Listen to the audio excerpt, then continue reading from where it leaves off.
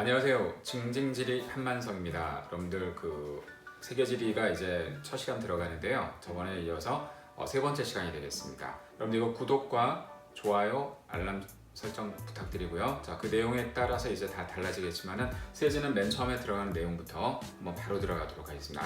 아시다시피 시간이 없어서 지금 바로 이제 편집 없이 바로 이제 수업으로 들어갈게요. 자, 첫 문제 한번 보겠습니다. 알다시피 첫 문제는 무조건 고지도가 나오죠. 자, 고지도에서 중요한 건 바로 뭐냐면 프톨레마이오스부터 해서 자, 메르카토르, 그 다음에 이제 티오지도, 특히 티오지도가 되게 잘 나옵니다. 자, 이 지도에 대한 특성들 중에 특히 구체로 인식이 되는지 안 되는지, 자, 이런 부분들이 되게 중요하고요. 자, 그 다음에 이제 여기서 이제 나올 수 있는 건 뭐냐면 지도에서 지중해가 어디 있는지, 그 다음에 또 아라비아해가 어디 있는지, 인도해 어디 있는지 찾아내야 되니까 요즘에 이게 업그레이드 됐기 때문에 자, 1번 문제부터 틀리면 되게 기분 나쁘겠죠. 정확하게 1번을 잡고 시작하셔야 됩니다. 자, 그 다음에 순서는 없지만 대체로 두 번째에 들어가는 문제들이 바로 군이 기후가 돼요. 그래서 이번 문제는 보다시피 자, 이렇게 세 개로 묶어봤습니다. 그래서 자, 2번은 기후 특성, 자, 세 번째는 기온과 강수의 편차, 네 번째는 기후와 문화인데 사실 세계지리에서 가장 중요한 단어는 아시다시피 기후예요. 왜냐하면 이 단원이 다른 단원과 다 연결이 되기 때문에 여기를 모르면 문제를 풀 수가 없어요. 단순하게 세 문제가 아니라 그 이상의 문제 효과를 갖고 있기 때문에 그 내용에 맞게 간단하게 한번 간략하게 말씀을 드려볼게요.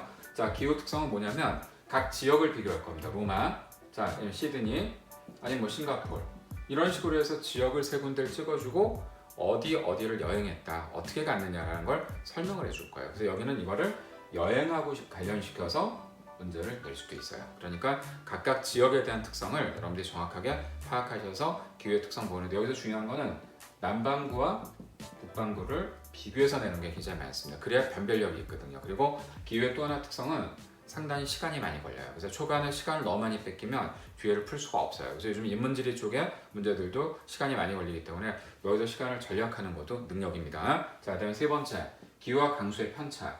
자, 이 편차라는 게 어디서 나오는 수학에 나오잖아요. 그죠? 그러니까 일반적인 단순한 연교차나 기온을 내는 게 아니라 이걸 계산하게 해요. 그러니까 특정 지역 하나를 놓고 절대치에 따라서 어떻게 커지고 작아지는지를 물어볼 수가 있기 때문에 자, 여기에 들어가는 건 바로 그래서 1월과 8월 이 양쪽을 그림에서 비교하거나 표에서 비교하게 할 거예요. 그러니까 자, 이거는 시간이 위의 문제보다 조금 더 걸릴 수가 있죠. 자, 왜냐면 각각 보기의 선택지의 내용을 다 확인하고 답을 내줘야 되거든요. 그러니까 그렇게 또 나올 수도 있다는 것도 알아주시면 되겠고요. 자, 그다음에 네 번째, 기후와 문화가 들어가는데 이 문화라는 게 여러분들 아시겠지만 음식. 자, 이 세계지리를 요즘에 갑자기 많이 선택한 이유가 있어요. 예전에는 별로 없다. 지금 15%, 16%까지 이렇게 올라간 이유는 뭐냐면 여행이 나오고 음식이 나오죠. 요즘 TV 틀면 전부 나오는 게 뭐예요? 음식과 여행이잖아요. 그러니까 이거에 대한 흥미 때문에 이제 많이 이제 여러분들이 하게 되는데 그러나 결국 문제는 하나밖에 나오지는 않습니다. 자, 그래서 음식은 이제 뒤에도 말씀드리겠지만은 각 나라의 특성을 갖고 있는 음식들이면 멕시코 하면 뭐가 있죠? 또르띠아, 그죠? 그다음에 또 인도 하면 난 이런 식으로 해서 그 지역의 음식과 관련된 거를 그대로 연결시킬 수가 있으니까 자, 이거는 그래서 의식주가 나올 수가 있으니까 자, 가옥 같은 경우도 우리가 일반적으로 본다면 한 층을 띄워가지고 올리는 가옥들이 있죠. 열대지방에도 있고 한대지방에도 있단 말이에요. 사진으로 낼 수가 있어요. 그래서 기후의 가장 중요한 내용은 뭐냐면 사진을 쓸 수 있다는 게 굉장히 중요합니다. 그 내용을 여러분들이 잘 파악하시고 또 하나, 축제가 무지하게 많이 나왔었어요. 그래서 뭐 우리가 보통 얘기할 때 토마토 축제, 자, 그러면 우리 스페인 알거든요, 그죠? 그다음에 또 백야 축제, 자, 저기 위쪽 이제 북쪽 지방 올라가는 지역들이 있고 송크란 축제 하면 태국에서 물 뿌리고 막 물총 쏘는 그 축제가 있죠. 이게 몇 월에 있는지가 되게 중요합니다. 그러니까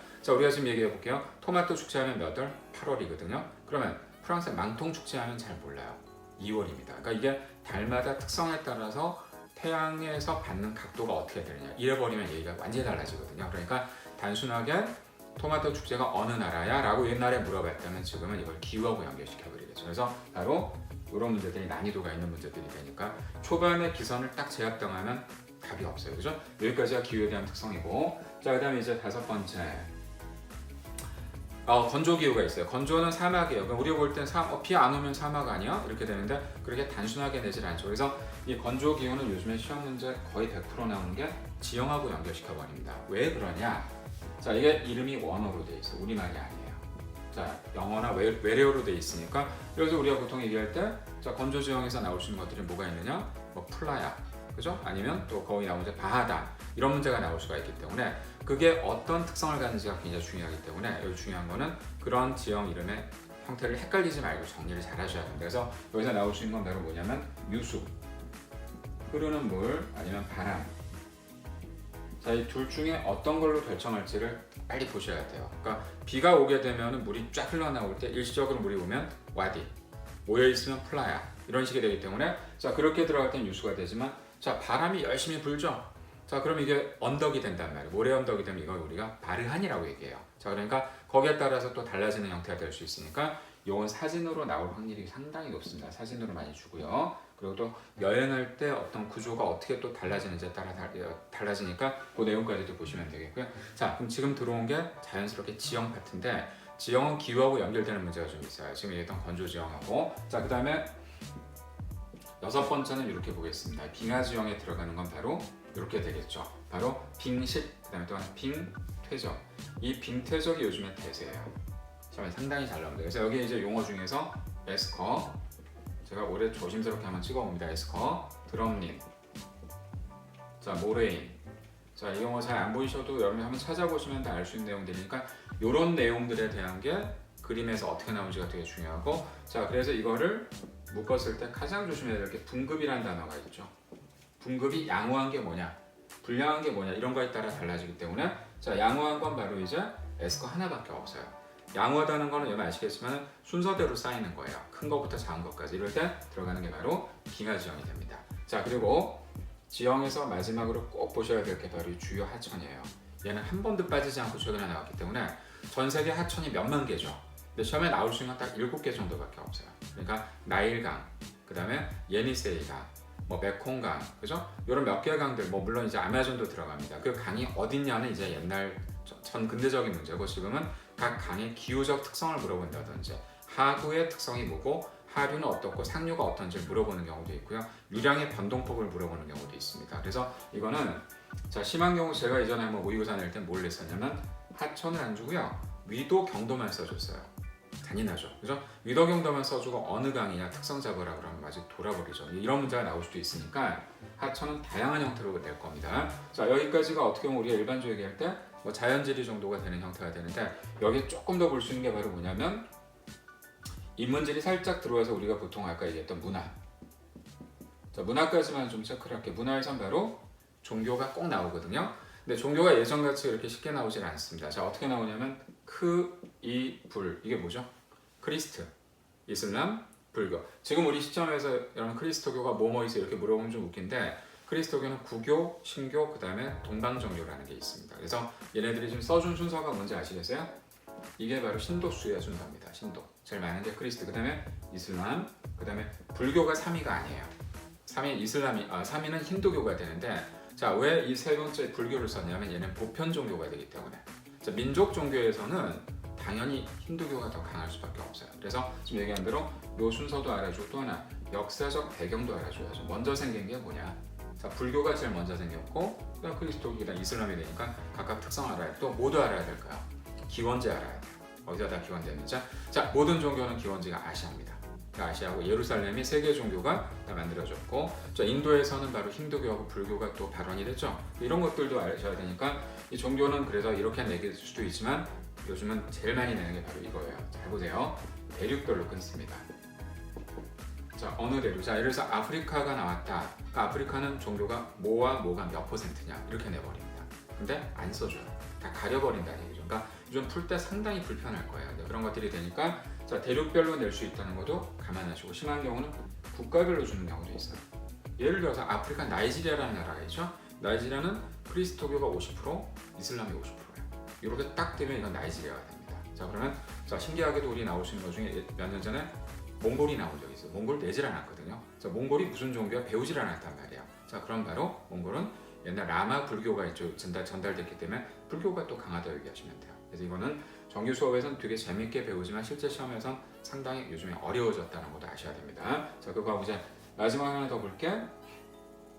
문화에선 인종과 민족이 나오는데 얘네들의 또 특성도 지금 얘기했던 대로 어떤 인종이 어디에 살고 있는지. 그러니까 우리는 단순하게 생각하죠. 아프리카 흑인.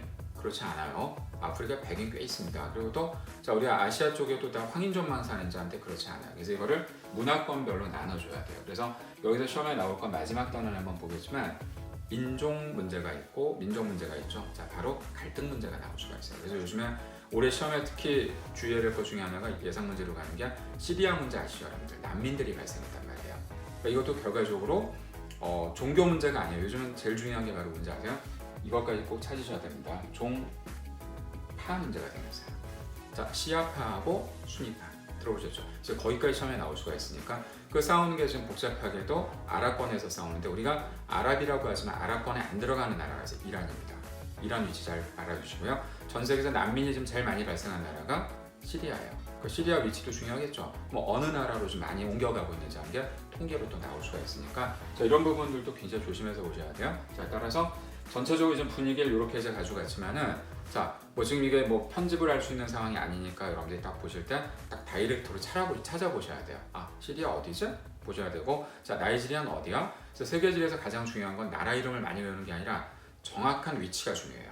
많이 외우는 게 뭐가 중요해요? 어디에 뭐가 있는지 알아야죠. 그러니까 나올 수 있는 나라들만 딱 나오지 세계지리를 하는 사람들은 알아요. 근데 안 하는 사람들은 아니 여기서 지금 70개국 어떻게 외우는데 그렇게 나오면 못하죠. 그러니까 딱 정해진 나라들만 나오기 때문에 자, 종교도 종교에 따라서 나오는 경우가 있기 때문에 그래서 여기서 중요한 거는 잘 보세요. 인종과 민족을 낼 때는 가장 많이 내는 데가 아메리카예요. 어디? 앵글로 아메리카하고 라틴 아메리카, 특히 라틴의 중요한 나라가 브라질. 자, 여러분들 축구 볼 때 보면 아르헨티나 메시가 나오죠? 자, 그 아르헨티나는 신기하게도 아메리카인인데 다 백인이에요. 유럽인이 되는 거고, 자, 브라질은 어떻게 나눠질까요? 백인이 53%, 자, 그다음에 혼혈족이 30%, 흑인이 10%예요.